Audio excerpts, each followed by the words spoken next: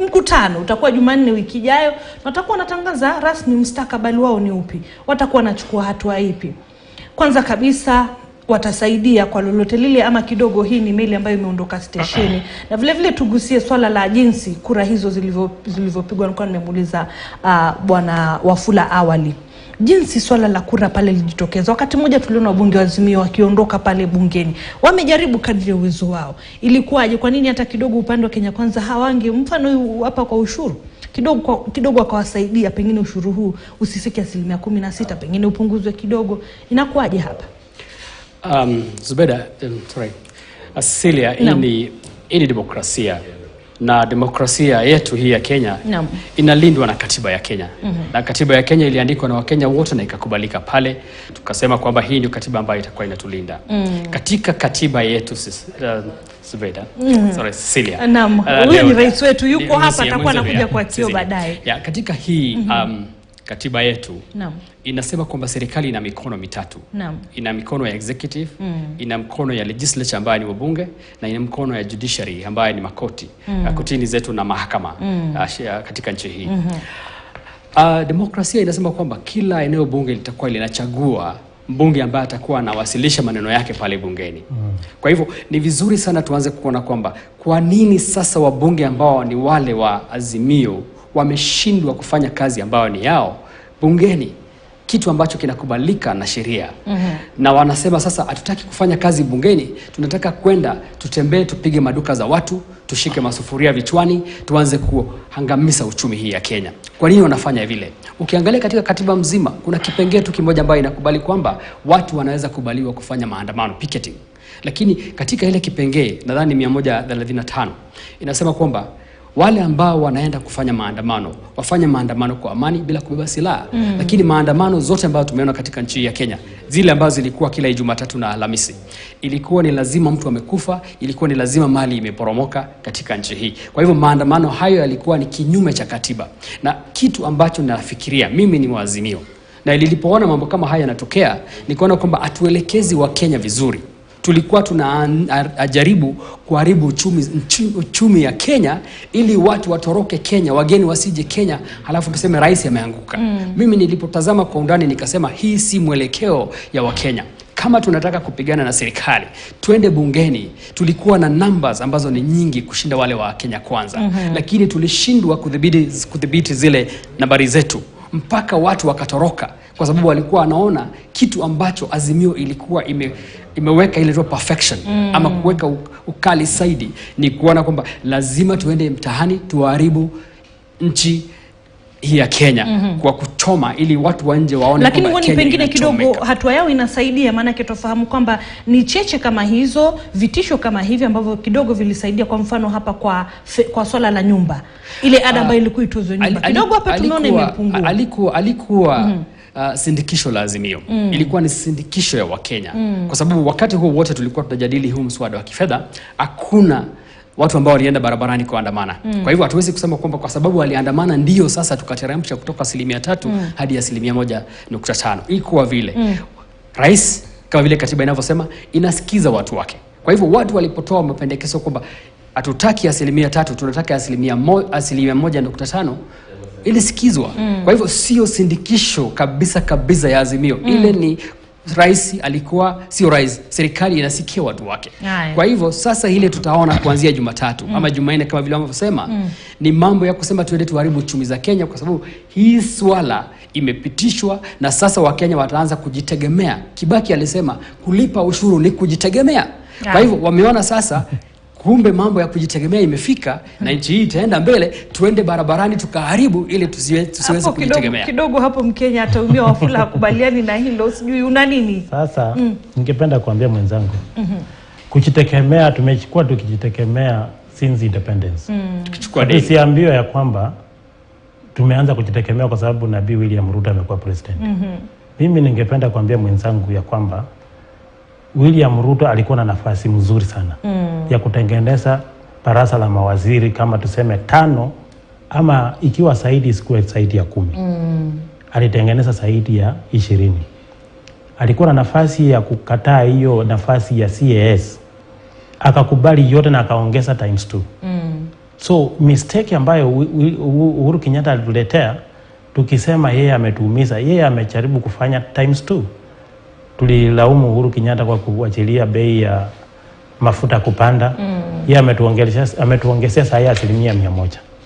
So mimi ningependa kuambia rafiki yangu, tusiseme ya kwamba sisi tuko hapa tunataka kujitegemea. Hauwezi jitegemea kama hauna uwezo. Rais wetu amesema ya kwamba, nimemsikia juzi akisema hawezi enda kuketi katika mbele ya president mwingine waongee maneno. Hiyo maneno aliongea dunia mzima ikasikia. Sasa hii mashairi yake yote juzi nikasikia tena anasema Waafrika waachane na mambo ya dola. Ujue ya kwamba ile kitu ambayo UN imepaki nayo, United Nation, ni hiyo dola. Hiyo dola ndiyo imetuweka pamoja sisi wote, na hiyo dola ndiyo imefanya United Nation imepaki vile iko. So wakati mtu anakuambia kwamba tuachane na dola, na pia wa Russia hataki maneno yao, hataki wa China, inamaanisha huyu ni president ambaye hajui kitu yenye anafanya. Because hauwezi kosana na wa Russia, ukosane na wa China, na ukosane na United States. That one you will be leading a totally different country. Na mimi ningependa kuambia huyu rafiki yangu, hii maneno yenye walisema wakiimba kwa barabara, najua yeye alikuwa Azimio, singependa, lakini huyo mwenzangu amekati huko pande hiyo nyingine studio, ningependa kumwambia kwamba walitanganya wa Kenya. Mlitutanganya ya kwamba mngeimarisha uchumi. Ile kitu yenye Ruto amefanya vizuri ni kujaribu kuonyesha kwamba Uhuru Kenyatta alikuwa mtu mbaya. Saa hii Uhuru Kenyatta akajitokelezea katika eneo lote hapa Kenya. I think wa Kenya watalia kumuona. Kwa sababu huyu ni rais ambaye tulifikiria ni mbaya, lakini kwa muda kitoko sana tumeona alikuwa mtu mzuri. So ningependa kuambia hao wenzetu, wakati walipitisha hiyo mambo ya VAT iongezeke times 2. Wanataka kutafuta pesa kwa masikini ambaye hajiwezi. Wanataka kutafuta pesa kwa Wakenya ambao wanaweka biashara, hata biashara inasumbua. Saa hii ni nani atakuja kuwekeza katika nchi yetu? Kwa sababu huwezi tuambie wanatengeneza hiyo barabara ambayo yenye Ruto amesema hiyo VAT ni ya kutengeneza barabara. Wanatengeneza barabara Masai watembeze ng'ombe barabarani ama tufanye namna gani? Sawa, hoja yako imefika bila shaka. Mheshimiwa, nataka turejelee hiyo hoja kwamba Azimio kidogo hapa walihisi hakukuwa na haki. Tufahamu kwamba ni kabla tu ya kujadiliwa kwa huu mswada ambapo baadhi ya wao waliondolewa pale bungeni, walifurushwa baada ya lile swala la Sabina Chege lilipoibuka pale. Sijui kama wewe mwenyewe waonelea vile kwamba walihisi ni kama idadi yao, kina Rosa Buyu pale kutoka Kisumu, kuna baadhi ya wabunge ambao walitimuliwa pale, wanahisi kama ilikuwa kuhujumu shughuli nzima ya kuhakikisha kwamba idadi yao imepungua pale, na kwa vyovyote vile pengine hawatapitisha ama hawatajaribu kupitisha kipengee chochote. Sijui kama wewe ulihisi vivyo hivyo. Ukweli wa kesho ni eti katika demokrasia kila mtu ana haki kuungana na yeyote yule atakayetaka. Na mheshimiwa ameeleza vizuri sana. Kunayo yale marengo ambayo kama serikali ya Kenya Kwanza tulikuwa naye. Lakini tulipoingia kwenye serikali tukakuta ile hali ya uchumi imedidimia vibaya. Na mnakumbuka sana wakati tulikuwa pale Kasarani wakikula kiapo, rais na deputy wake. Deputy alisema vizuri, hii nchi haina pesa.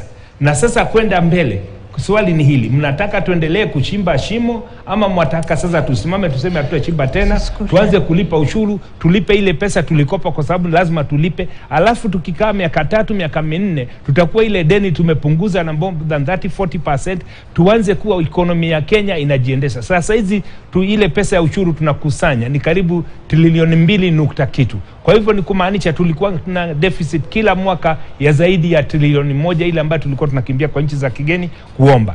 Lakini tukilipa sasa sisi ushuru yetu tujitegemee naye, kwa miaka 3 ile pesa tutakuwa tumepunguza na zaidi ya 1.2 trillion. Kwa hivyo ni kumaanisha ile debt ceiling iko 10 trillion, tutapunguza ikuje 7 trillion ama kitu kama hiyo. Kwa tukienda mbele ile deni tupunguze kabisa, GTB yetu nayo tusukume.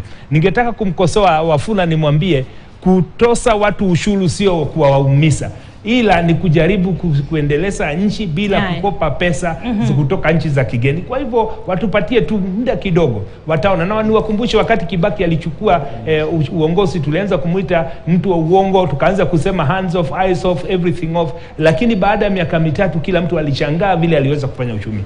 Ningemwambia Wafula tutafanya hata zaidi mazuri kushinda yale yalitendwa kwa wakati ule, kwa sababu tutakuwa tuwatenda yale maendeleo na pesa zetu, sio pesa za kukopa. Bila shaka la Wakenya ni jicho na kusubiri kuona angalau hali itakuwa ya afueni katika siku zijazo, lakini ilivyo kwa sasa ndivyo hivyo. Basi hiyo meli shaondoka kwenye stesheni. Nataka tugusie swala ambalo vile vile limejitokeza wiki hii. Matamshi ya waziri wa biashara na viwanda Moses Kuria kidogo amejipata pembeni pale. Na tumeona pia rais akajitokeza hapo jana, akaonekana amesimama kidete na yeye pale. Inamaanisha nini kwa uhuru wa vyombo vya habari, mheshimiwa? Nimeshukuru sana kwa swali hilo. Kitu ambacho lazima tutambue ni kwamba waandishi wa habari na jambo zima la usambazaji wa habari ni kitu ambacho ni uhuru.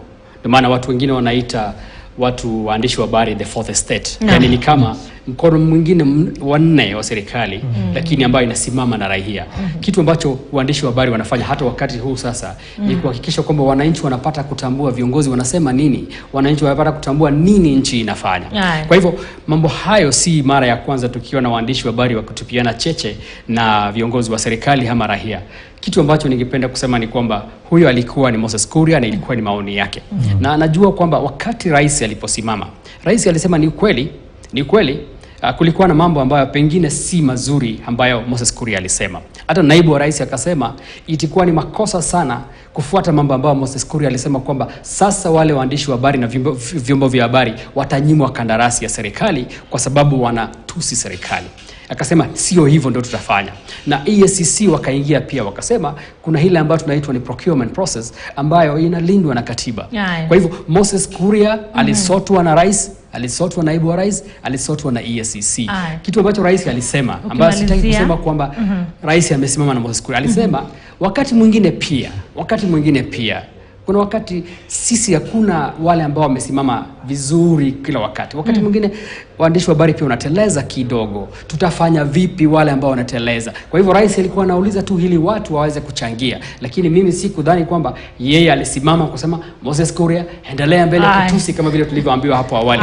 Bila shaka. Malizia, dakika ni moja hapo, kwa radhi sina muda. Kwanza ningependa kusema ya kwamba napenda kuambia Wakenya ya kwamba imekuwa ni rahisi sana mtu kuipia Wakenya kutumia Biblia, kutumia suti na kutumia maneno ambayo ya uongo. Tunaibiwa pesa mingi kwa kiwango kikubwa. Hiyo utakulazimisha. Namba 2, kupikana na Moses Kuria ni kama kupikana na nguruwe kwenye matope. Moses Kuria msingi yake imekuwa ni ya kurusha maneno, cheche ya maneno. So sisi hata tulikuwa tunataka tufanye citizen arrest. Na tukasema kwanza tutapetition EACC wamchunguze, na tutatafuta mahali atakuwa kwenye mkutano ya hadhara, tutashika yeye, tutapeleka yeye huko. Lakini tumeona huyo sio mtu ambaye tunasapikana na yeye. Hapa mtu ambaye tunataka kuambia ambaye anafaa jua Wakenya wamekataa maneno yake ni William Ruto.